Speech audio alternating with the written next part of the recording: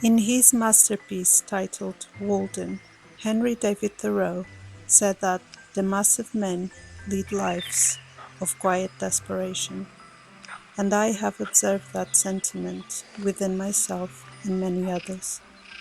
I felt like I was living in a state of resignation, bound by modern society's constraints and expectations, whilst yearning for a simple life, an intentional way of living alongside nature.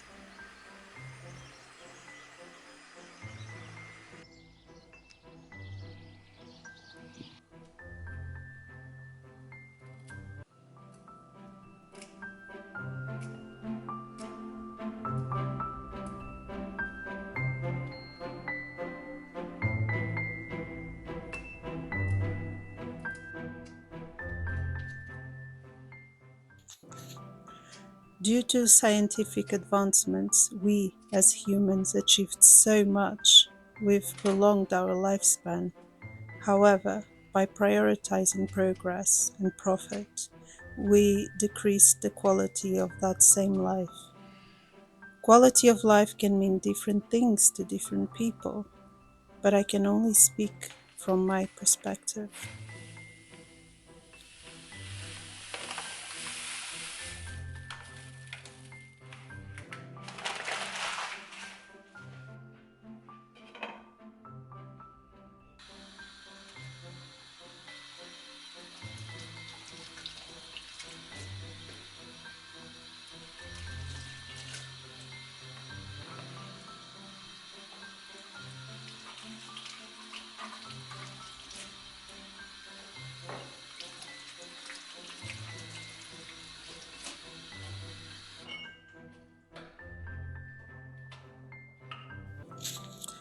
I believe that many of our anxieties as people stem from our separation from that which we are part of, nature.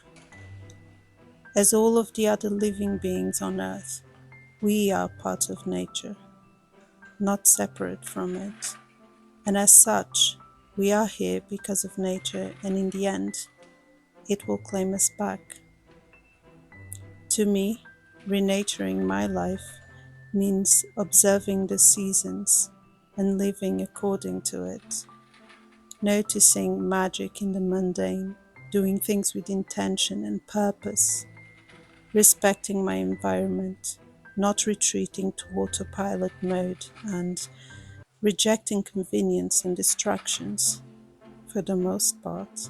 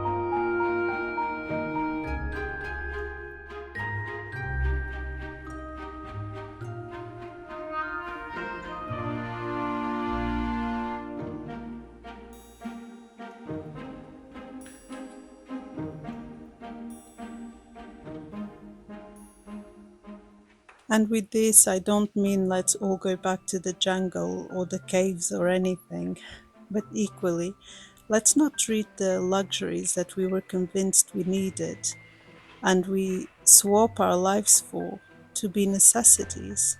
We came into this world with not much, and frankly, we don't need as much as they tell us to live a good life. And of course, I could enjoy nature on holiday or something, but for me, It wasn't just enough to pilgrimage to the countryside when I managed to have some time off. I did that before. It wasn't enough. I was burning to live it day to day, to make it my lifestyle.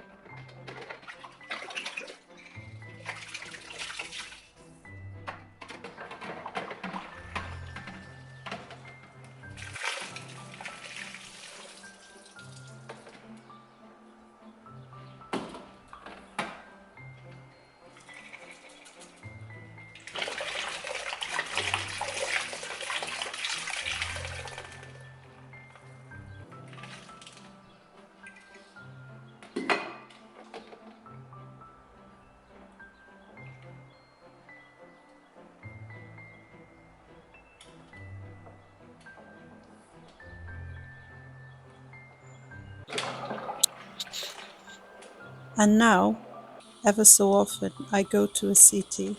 I can actually appreciate what it has to offer for a short moment in time.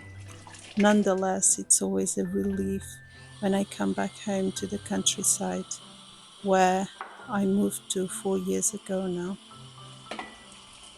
Living here in this small village in the mountains, amongst the wild boar, the deer, and the wolves, provided me with great appreciation for traditional wisdom.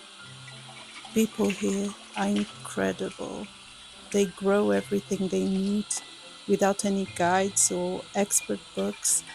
They've never been to university, and many not even high school, but they know nature's cycles. They look at the sky and smell the air, and they can tell when's the best time to sow onions, for example.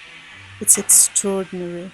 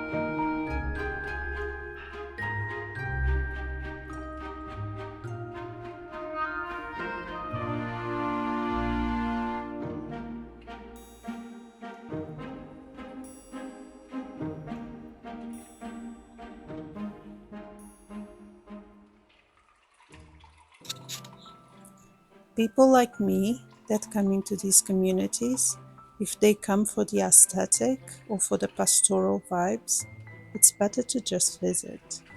But to live out here isn't easy. One must come with pure intentions. As much as I like to romanticize life in the countryside, I talk to people from here that have lived really hard lives. People that were sent to the fields at 7 or 8 years of age with cows in harsh weather conditions, without mobile phones, and other sometimes heartbreaking stories of real hardship.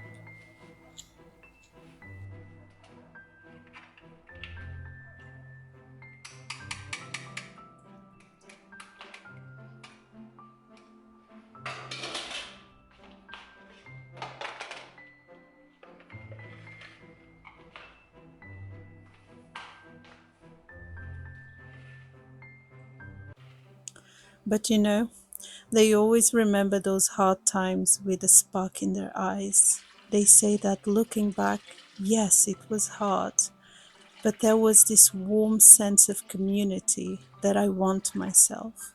But it's lost along the way because several people have either died or moved away for better opportunities.